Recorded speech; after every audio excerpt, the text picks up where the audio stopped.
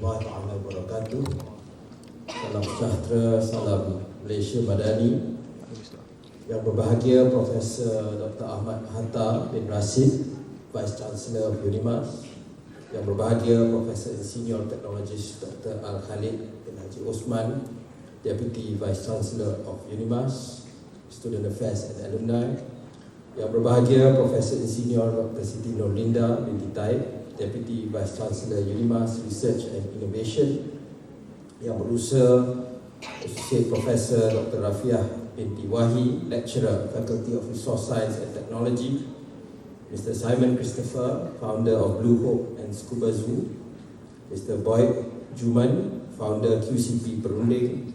Yang berusaha Puan Shahrinas Makmur, Chief Operating Officer of Yayasan Hijau Malaysia. Executive Committee of UNIMAS, Deans, Directors, ladies and gentlemen. First of all, I'm honored to be here to be delivering the keynote for the Pathways to Plastic Neutrality, Collaborative Actions and Innovative Solutions, co-organized by the University of Malaysia Sarawak and Yayasan Hijau Malaysia, which is an agency under the Ministry of Natural Resources and Environmental Sustainability. I thank the organizers for their efforts in putting everything together. I'm delighted to see such a diverse group of individuals gathered here today, united by a common purpose to combat plastic pollution and to strive towards a sustainable, plastic-neutral future. We have an excellent panel ahead of us, so I will keep my remarks brief. Plastic pollution is not just an environmental issue for our world today. It is a global crisis that affects our ecosystems, health, and economies. The statistics are alarming. Millions of tons of plastic waste end up in our oceans annually, harming marine life and contaminating our food chain. In their journey to go to the oceans, a lot of this plastic also contribute to floods in our rivers and streams. This is a wake-up call that we cannot afford to ignore anymore. As the Minister for NRES, I'm acutely aware of the challenges that we face. However, I'm also optimistic because I believe in the power of collective action and the innovative spirit that resides within communities, businesses, and institutions. The journey of plastic neutrality requires more than just reducing plastic usage. It demands a systemic change in how we produce, consume, and think about plastic. Although plastic has been around for quite some time, it has been used widely, as mentioned by the VC just now, in the medical world, for example. But it became more prevalent in our daily life, starting in the 1960s, when the oil and gas industry had to find more ways for us to use their product, oil and gas, in our daily life. So that was where plastic became common in our life. And in fact, a lot of the things that we are trying to do today, using the tiffin carrier when you try to tapau your food from the stalls, or trying to bring your own bag when you go out to shop, those are things that our parents or grandparents did commonly in the past, because those days plastics were not common. But today, we find that we are using plastics to, I would say, even a crazy amount because of it being so cheap in our society. So, I would like to share with you the pillars that guide our national approach towards achieving plastic neutrality. First is policy and regulation. We are committed to strengthening legislation and policies that promote plastic waste reduction, encouraging recycling, and support the development of sustainable materials. Through regulatory measures, we aim to create an enabling environment that drives the transition towards a circular economy. Today, a lot of the legislation, a lot of the rules with regards to plastic is actually fragmented. It's not so much in the federal government, but it lies a lot of it with the local governments, the perbandarans and the bandarayas that we have in the country. And this has resulted in a very fragmented approach towards the regulation of plastics. And this is something that the government is trying to relook in order to overcome the plastic problem. The second pillar is innovation and technology. Harnessing technology and innovation is crucial in finding sustainable alternatives to plastic and improving waste management practices.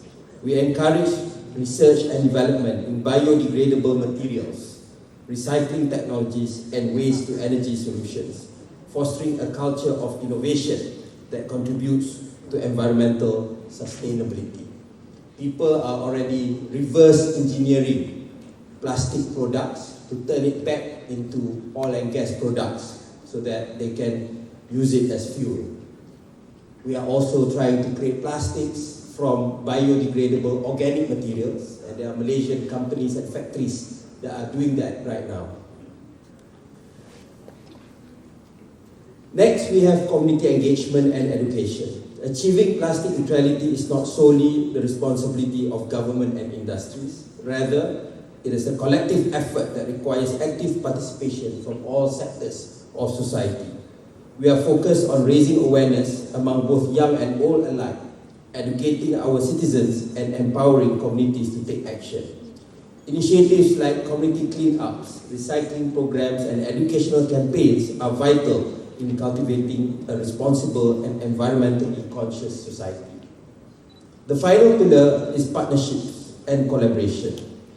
No entity can tackle the plastic pollution crisis alone. We seek to strengthen collaborations between government bodies, the private sector, NGOs, academia, and international partners. By working together, we can share knowledge, leverage on our resources, and scale up successful initiatives to make a more significant impact. In addition to these efforts, we look forward to the insights from our esteemed panelists, Mr. Simon Christopher, Professor Dr. Rafiah Wahi, and Mr. Boyd Juman. The discussion will delve into the nuances of environmental sustainability, offering a blend of academic research, policy implementation, and grassroots activism.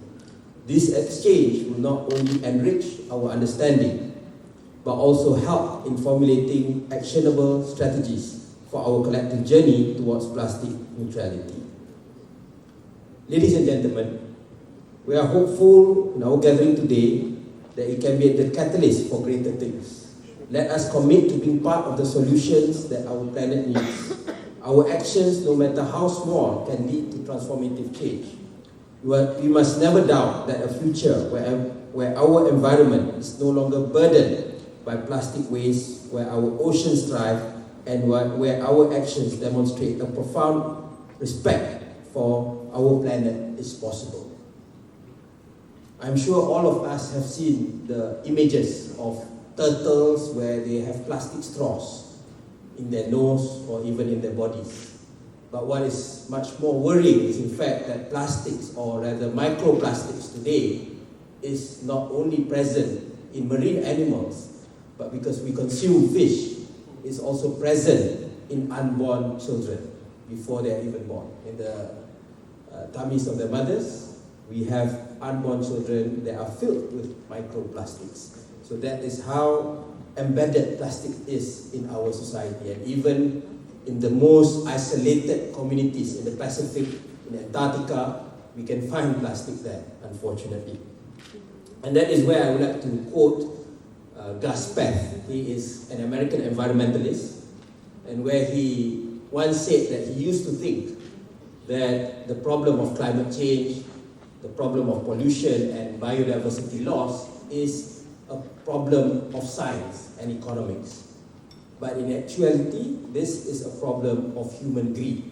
It's a crisis of spirituality, and this is something for us to reflect, that we actually have all the tools that we have in order to fight this. But it is something that we need to look at how we create our economic model and how science is being used for our purpose today in order to overcome our planetary crisis. I urge each of you to embrace the challenge of plastic neutrality. Let's work hand in hand to innovate, educate, and inspire, building a legacy of sustainability for generations to come. Thank you for your attention, your commitment, and your passion. Together, let's pave the way for a plastic neutral future. Thank you.